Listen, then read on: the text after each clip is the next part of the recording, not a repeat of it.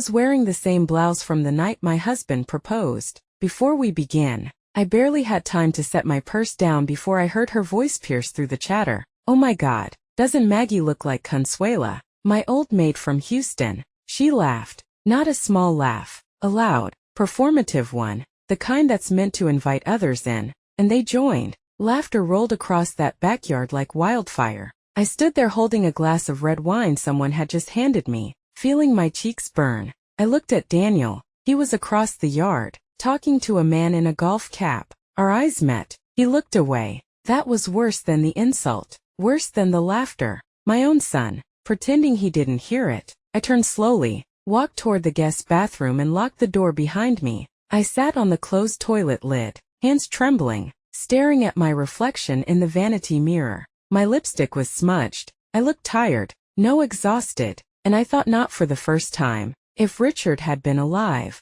none of this would be happening. Vanessa had started acting like this after he passed. She used to fake sweetness around me, but once he was gone, it was like the mask came off. I always assumed Daniel didn't notice, or maybe he was too busy to care. But tonight confirmed it. He saw and he did nothing. I splashed water on my face and waited until the sound of guests moved toward the front of the house before stepping out. I tried to leave without drawing attention, but Elena, our housekeeper, was standing in the hallway folding napkins. She gave me a look, not pity, understanding. She didn't say anything, then just nodded once. That was the moment something inside me started to shift, not explode, not break, just shift like a gear clicking into a new position. I wasn't angry yet, not fully, but I was aware, painfully aware, that this house no longer felt like mine. I had raised Daniel in these walls, cooked every Christmas dinner in that kitchen, brought Richard home here after his first heart surgery,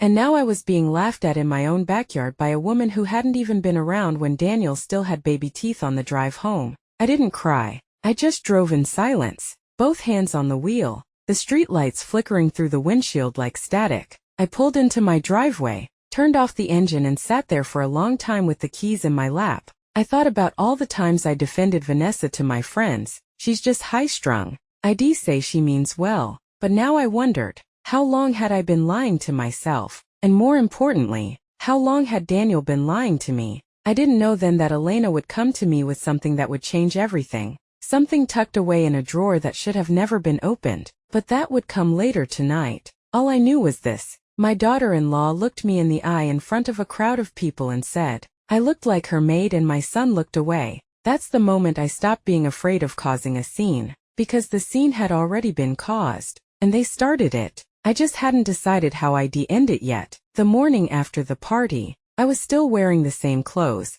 I hadn't slept. I'd poured myself a cup of black coffee around 6:00 a.m. Just stood in the kitchen staring at the fridge where Richard's old fishing magnet still held up a faded photo of Daniel at 12, covered in cake. I kept thinking about that moment, Vanessa's voice slicing through the laughter, the way Daniel's eyes dropped. I replayed it over and over like a punishment, trying to figure out if I'd missed something, if maybe I'd misunderstood, but I hadn't. Around 800 a.m., Elena called. Can I stop by? She asked, which was strange. She never asked. She just showed up and knocked like she always had for the last 15 years. Of course I said, and 20 minutes later she was at my door, holding a small tote bag and looking more serious than I'd ever seen her. She didn't even sit. She walked straight to the counter, opened her bag and laid out a folded manila envelope. You need to see this, she said quietly. Inside was a stack of printed documents, bank letters, some kind of loan paperwork and one thing that made my stomach drop to the floor.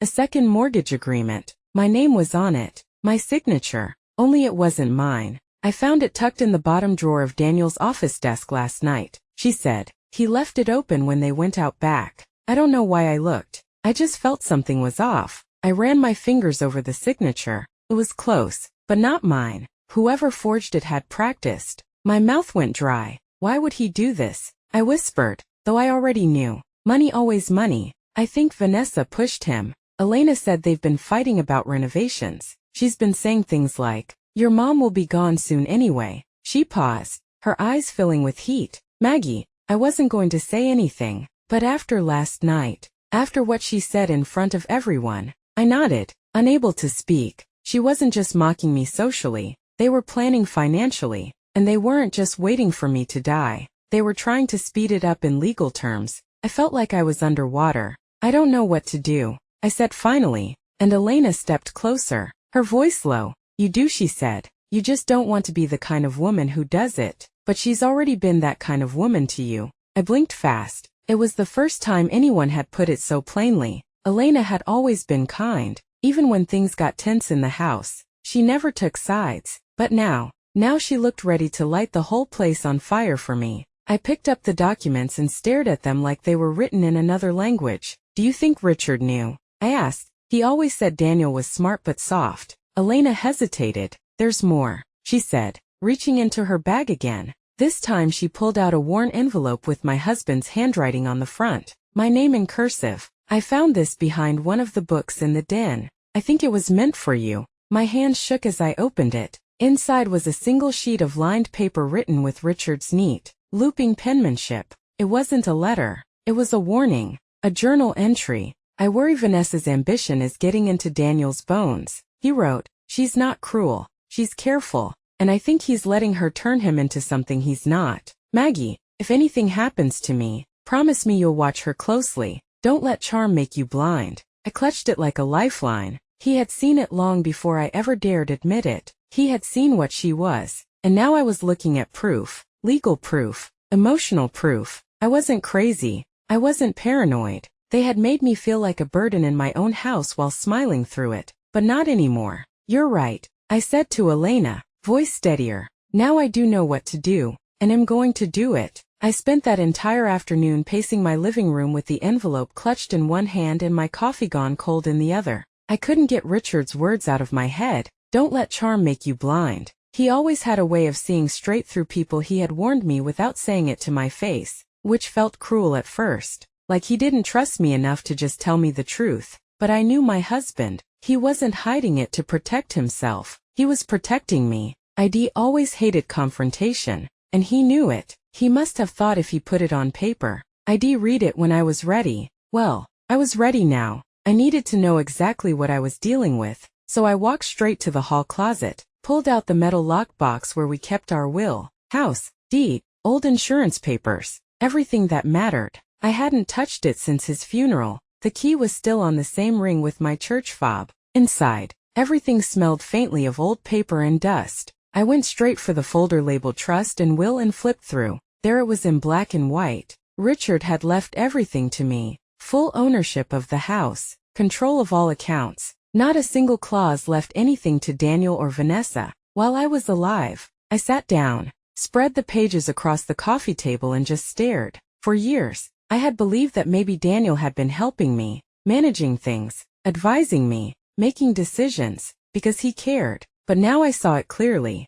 He hadn't been managing anything. Had been inching his way into power, one quiet signature at a time, and that forged mortgage. It wasn't just desperate, it was premeditated. My chest tightened as I reached for the last envelope in the box. I had forgotten all about it until now. A small brown package Richard had marked private. I opened it slowly, expecting more legal papers, but instead found a small leather-bound journal. His journal, the one he used to scribble in at night when he couldn't sleep, always claiming it helped him sort his brain. I flipped to the final entries, hands trembling. The first few pages were his usual rambling stock market updates, bits about his back pain, frustration about Daniel's decision to quit his old job and go into consulting with Vanessa's brother. But then came something that made my stomach churn. Vanessa wants Daniel to accelerate the future, he wrote. She doesn't say it directly, but I know what she means. They want control. They're waiting for me to die. And from Maggie,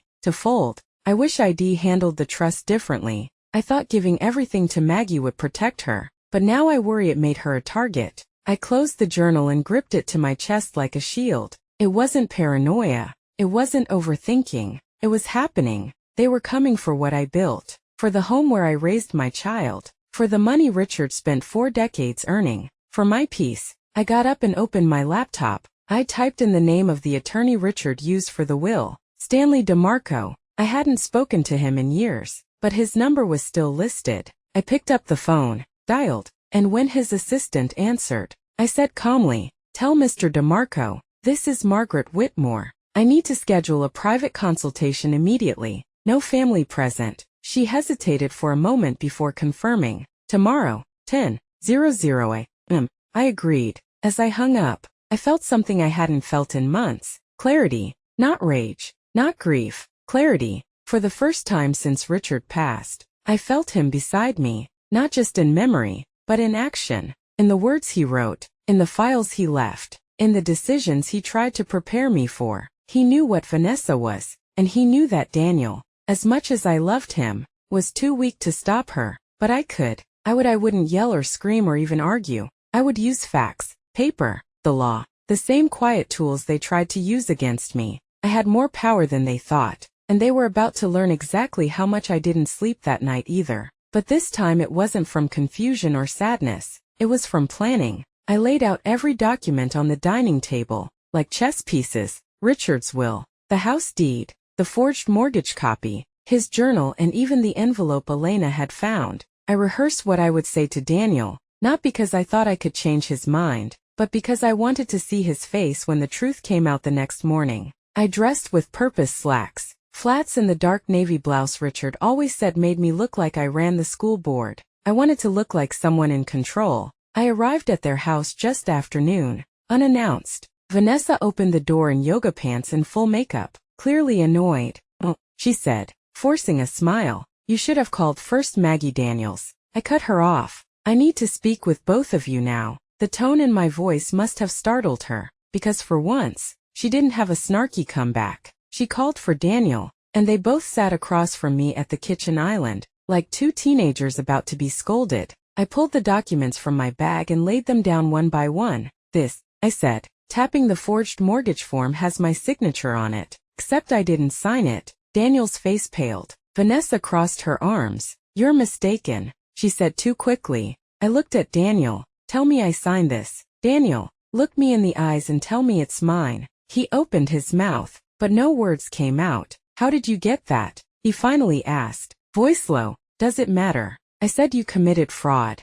You used my name to take out debt on a home that doesn't even belong to you." I slid the deed forward. "I own this house legally, fully. Your father made sure of that." Vanessa scoffed. "We've lived here for years. You think you're just going to toss us out over some paperwork?" Her arrogance was unbelievable. "It's not some paperwork," I said, calmer than I felt. "It's proof, and I'm giving you one chance to come clean. Tell me what else you've done. Tell me the truth, and I might consider not pressing charges." Daniel looked like he wanted to disappear. His shoulders slumped, eyes darting around like he was searching for a trapdoor. "It was just to cover the remodel," he muttered. "We were going to pay it back." I laughed, short and sharp. "You forged your mother's name. That's not a loan. That's theft." Vanessa leaned in. "You're being dramatic. It's not like we tried to kill you. You're still alive, aren't you? That did it." I stood. "You're right. I'm alive, and I plan to stay that way, which is why, as of today,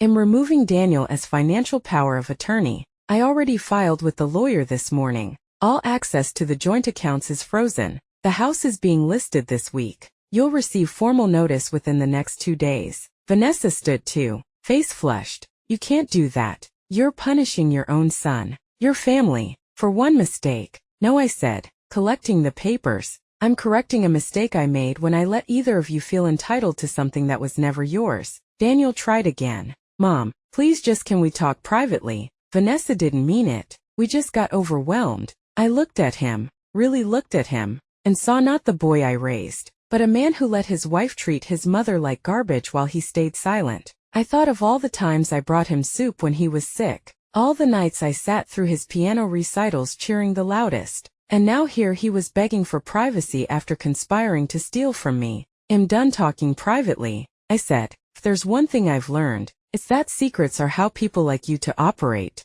I'm done being quiet. I'm done being polite. You have 30 days after that. You're out." I walked to the door, and Vanessa hissed behind me, "You think you're some kind of hero. You're just a bitter old woman." I turned once, hand on the knob, better bitter than blind. I stepped out into the sun, heart pounding, and for the first time in years, I didn't feel like someone's mother or someone's burden. I felt like someone with power, and I was just getting started. 3 days passed before I heard anything from them. And it came not as an apology or a legal inquiry, but as a scream, Vanessa's scream, bouncing off the walls of my voicemail like a tantrum in a marble hallway. I played the message twice, first for the words, then just to hear her tone, because nothing revealed a person faster than how they behaved when they lost control. You can't just kick us out. We've built our lives here. Daniel's kids grew up in this house. You're destroying your own family for what? Pride. You're disgusting, she shrieked.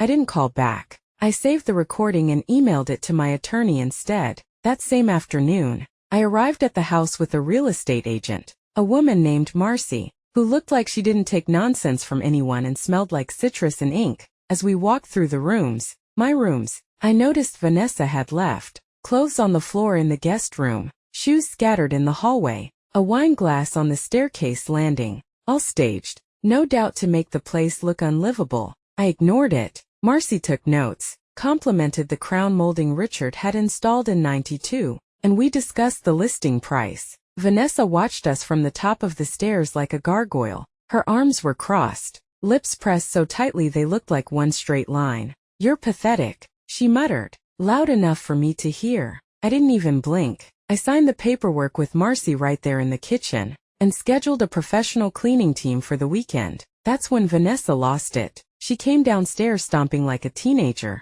grabbed the wine glass off the staircase and threw it at the wall near the fridge. It didn't shatter. It bounced off and rolled under the table like a scene from a cheap soap opera. Is our house now? You're not the queen here anymore, she shouted. Daniel appeared behind her, looking like he hadn't shaved in 2 days. Mom, can we just talk? He said weakly again with the pleading voice that used to work on me when he was 10. I shook my head. You forged my name. You tried to steal my home. There's nothing left to talk about. Vanessa stormed past me into the living room and yanked open drawers like she was looking for something to hurl. I swear to God, I'll tell everyone you're senile. You've lost it. You don't even remember things right anymore. I pulled a paper from my bag and held it up. My new medical evaluation from a private physician, conducted 2 days earlier at Stanley DeMarco's request. Certified mentally competent, I said. Signed and sealed. I had a feeling. You try. That next she went silent for a moment. Just a second of shocked stillness. Then she lunged forward, finger pointing, face twisted. This is elder abuse, she screamed. You're abusing us. I almost laughed. You mean by holding you accountable? I turned to Daniel. Your father trusted you. He trusted me. And look what you've done with that trust. He opened his mouth but said nothing. The silence that followed wasn't awkward. It was damning. It was the sound of a child, realizing Heffinally, pushed his mother too far. I walked to the front door and opened it. The listing goes live in 48 hours. A formal notice of eviction will be served Monday. I suggest you start packing. Vanessa muttered something as I walked out. Something about calling her brother, about lawyers, about public humiliation. But I didn't stop to listen. I got in my car, drove around the block and parked behind the old Walgreens where Richard and I used to sneak sodas after church. I just sat there, windows cracked, listening to the wind. I wasn't shaking. I wasn't crying. I felt solid, grounded, like roots had finally formed under my feet again.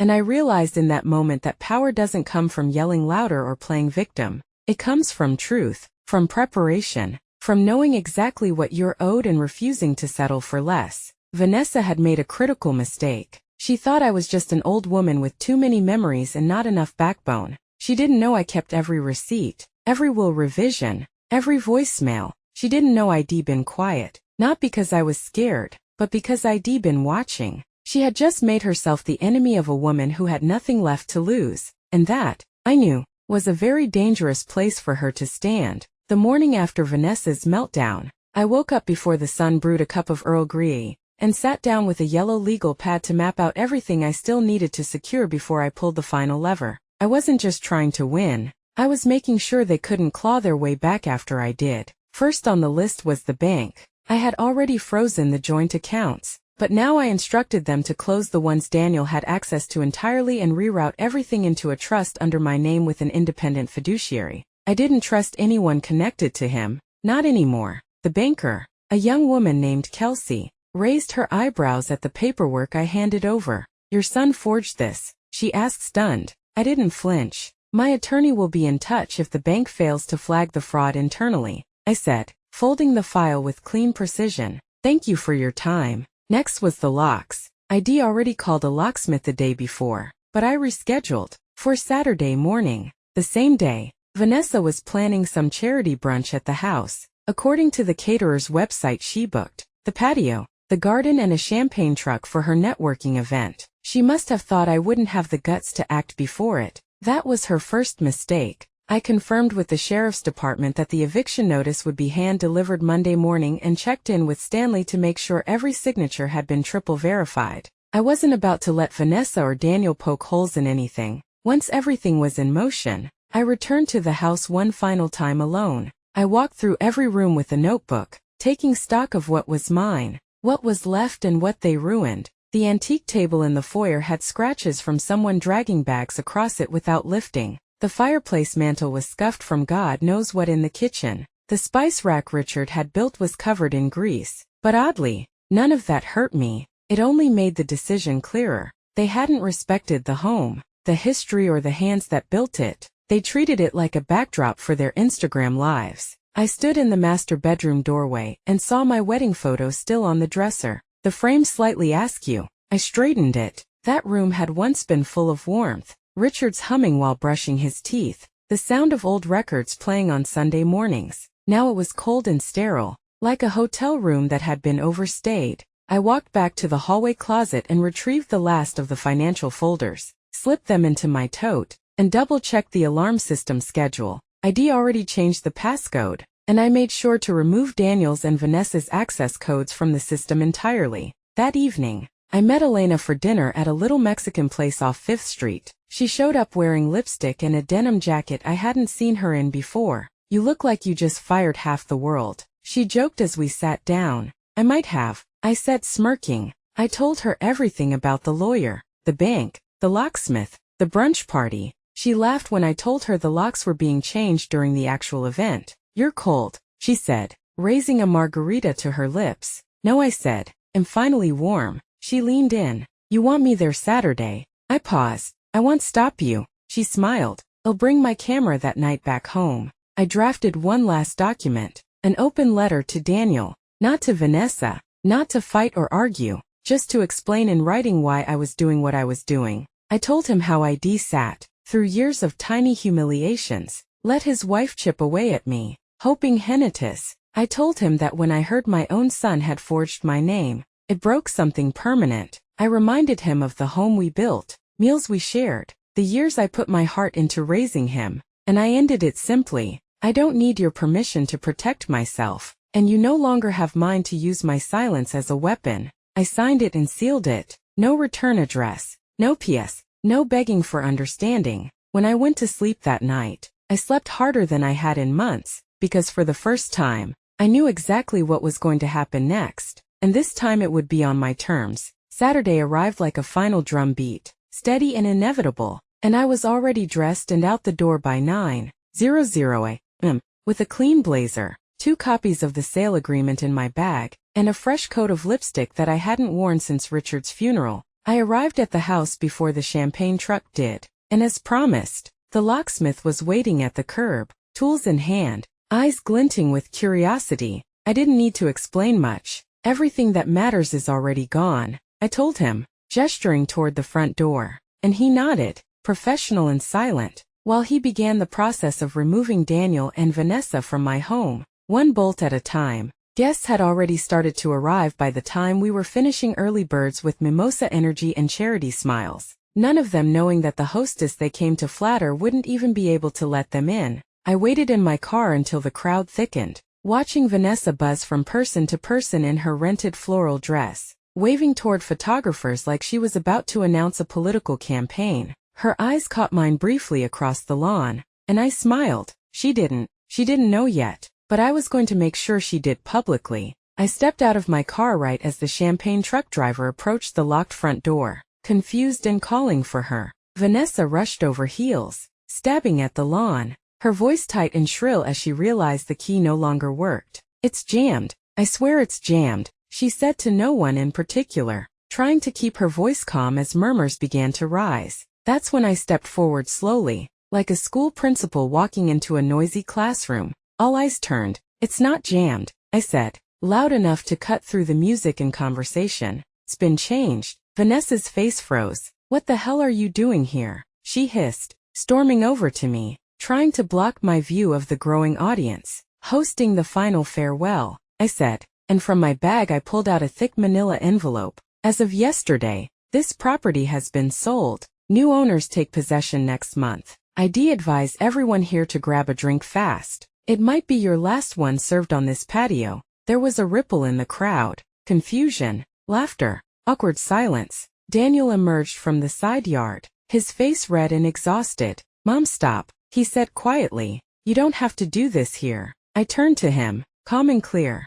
Actually, I do every time I did it privately. You ignored me. Every time I tried to speak softly, you let her scream louder. So now I'm speaking her language. I handed him the envelope. Inside, you'll find copies of the sale, the eviction notice and your forged mortgage agreement. Don't worry, I didn't press charges yet. Vanessa lunged toward me, but Elena, bless her, appeared out of nowhere, stepping between us with her phone raised, recording smile. Vanessa, she said, wouldn't want your donors missing this. Vanessa stopped short, suddenly aware of just how many phones were out, how many sideways glances were happening behind paper plates and sunglasses. You vindictive old bitch, she hissed. You think you've won. Everyone here sees what kind of monster you are. I looked around. Most of the guests were slowly backing away, grabbing their purses, whispering apologies and slipping toward their cars. The champagne truck driver stood awkwardly next to the gate. Guess that's my cue,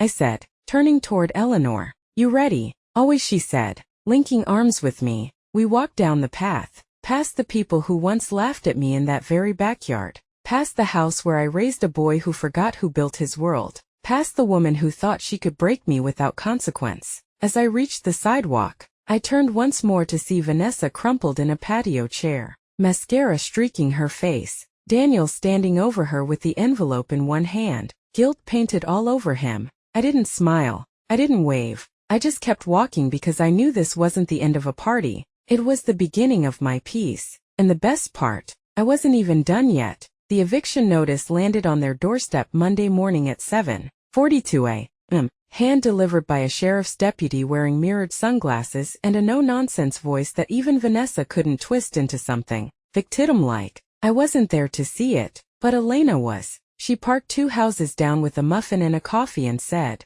the way Vanessa screamed, "You think someone stole her kidney?" Daniel didn't even argue. He stood at the door in sweatpants, took the envelope, nodded like a man who finally realized the execution date was real, and closed the door quietly behind him. By Thursday, the moving truck arrived. Only one, not the 3 Vanessa bragged about needing for all her designer pieces. And by Saturday they were gone. No farewell message, no apology, not even a text from Daniel. They moved into a rental across town in a cul-de-sac half the size of the property they once called theirs. And I only knew that because a woman from my old church group happened to live on the same street. She screamed at the movers. The woman told me over the phone, whispering like it was gossip about the mayor. He just sat on the curb and smoked. I said nothing. There wasn't anything to say. It was over. The house was empty for 2 weeks while final inspections were done. And during that time I walked through it alone one last time, slowly and deliberately, like I was visiting an old friend in the hospital. Before they slipped away, the air smelled like lemon polish and faint regret. I touched the edges of the fireplace, the worn groove in the stair rail where Daniel used to slide down in his pajamas, the patch on the wall in the hallway where Richard once hung our wedding photo crooked, insisting it looked more romantic that way. I sat in the living room now, stripped to furniture, and let my breath echo. I wasn't crying. I wasn't angry. I was clean. The sale closed 2 days later. A young black couple with a newborn and a rescue dog, Marcus and Shelby Foster. He was an electrician. She worked from home in graphic design. They written me a letter with their offer, not because they had to, but because they wanted to. We've dreamed of a house like this. Shelby had written not just the space, but the feeling. That sentence alone made me choose them. They didn't want the house for status or show, just for life, for living. I met them at the signing, shook their hands and left the keys in a small glass bowl by the door. You'll love the kitchen in the spring, I told Shelby. It gets morning light all the way to the sink. She smiled and squeezed my hand like we were passing a torch. That night, I drove back to my new place, a small condo near the library, walking distance to the bakery and the community garden. It didn't have a fireplace or a guest wing or crown molding from the 80s, but it had quiet, it had freedom, and it was mine. I unpacked slowly, lit a candle Richard once bought me from a Christmas market, and opened a bottle of wine I'd been saving for what I didn't know. Maybe this, maybe now. Elena came by around 8 with takeout and a bottle of soda, and we sat on my new balcony, watching the city hum below. You did it, she said simply. You didn't just win. You freed yourself. I nodded, staring at the sky. I didn't know how heavy it was until I let it go. I said, I kept trying to carry that house, that family, like it was still what it used to be. But it's not, and am not. She raised her cup to never letting anyone treat us like the help again. I laughed, then froze, remembering that first moment at the party, the insult that started it all the way. Vanessa's words stung and lingered. You look like my maid, she said. Funny thing was, the woman she tried to compare me to, Elena, turned out to be more family than either of them ever were. And in the end, it wasn't the title that defined me, it was the truth, and I had it all now documented, notarized, signed, sealed and delivered. 2 weeks after the Fosters moved in, I found myself doing something I hadn't done in over a decade. I rearranged my bookshelves, not out of necessity, but because I finally had the energy to care about the order of things again. I was halfway through alphabetizing the fiction section when Elena showed up at my door with a wide grin, a bottle of mid-shelf red wine, and a manila folder tucked under her. Got something to show you, she said, stepping in like she owned the place. And honestly, that point, she kind of did. She placed the wine on the table, opened the folder and slid a glossy document across the counter toward me, a small business license under her name titled Ela's Home Harmony Cleaning and Organization Services. I blinked, then laughed. You went legit, I asked, and she grinned even wider. Not just legit. I've got 5 regular clients already, 1 part-time girl I'm training and 2 referrals waiting in my inbox. Turns out people are happy to pay for what I've been doing for scraps for years. I touched the document, felt the weight of it. You used to say you never work for yourself, I said. You said you didn't know how. She nodded serious. Now I didn't, until I watched you burn your whole life down and start over with a straight back. You reminded me I'm not just someone in the background. I'm the reason some of those places run. I poured 2 glasses of wine and handed her one. You're the reason I didn't fall apart, I said.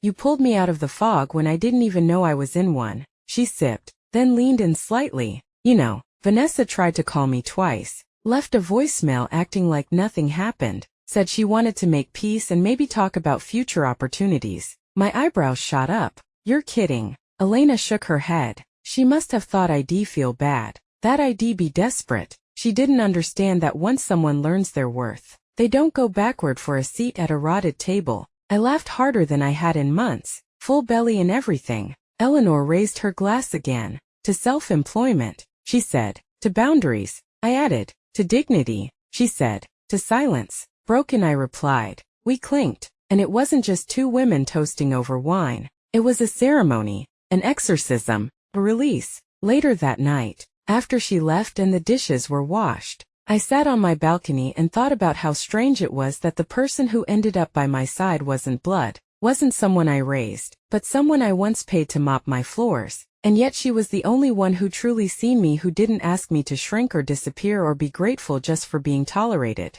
Elena had built a new business, yes, but more than that, she had built herself a new spine, and watching her made me want more, too. Not revenge, not chaos, just a life that felt mine. I pulled out my notebook, the one I used to keep grocery lists in, and began a new page at the top. I wrote next. Underneath, I listed 3 things. Join the local book club, visit the art museum downtown I always said I'd see, and finally sign up for those watercolor classes Richard once teased me about. He used to say I'd be dangerous if I ever stopped putting everyone else first, and now maybe I was, not in a cruel way, but in a firm, quiet, deliberate way. Elena was right. Once you see your own value, there's no going back. And I wasn't going to. I wrote the letter on a Thursday afternoon with the windows open, and the sound of someone's wind chimes clinking softly outside like a slow exhale. It wasn't to Daniel, and certainly not to Vanessa. ID already said everything I needed to say to them with silence and signatures. No,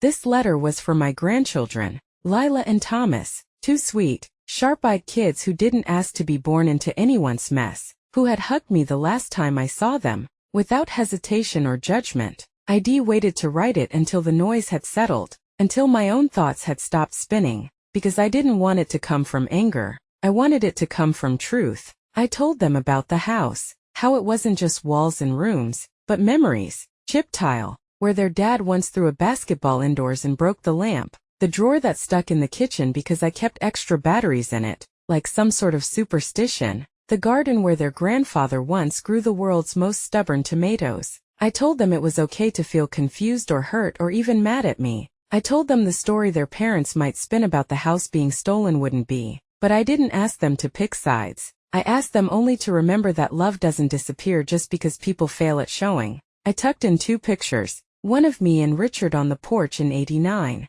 and one from Lilith's last birthday party, the one where she wore a paper crown and made me pinky promise ID never forget to bring her extra sprinkles next time. I told them they could come visit me whenever they wanted, no pressure, no loyalty test, just an open door, cookies in the jar, and a woman who still knew how to play goffish. When I sealed the envelope, I didn't feel triumphant. I felt tender, peaceful, like ID finally closed a chapter without slamming it shut. That weekend, I donated the last of Richard's books to the local library and took myself to a community watercolor class. I wasn't good, not yet, but there was something freeing about watching colors bleed into one another without rules or outlines, just motion and instinct. That night, I made spaghetti for one, lit a candle and read a mystery novel in bed with the windows cracked open and a cup of mint tea on the nightstand. No text, no drama, no waiting for the other shoe to drop, just quiet, just me. Elena texted me a photo of her new business cards and a screenshot of a 5-star review.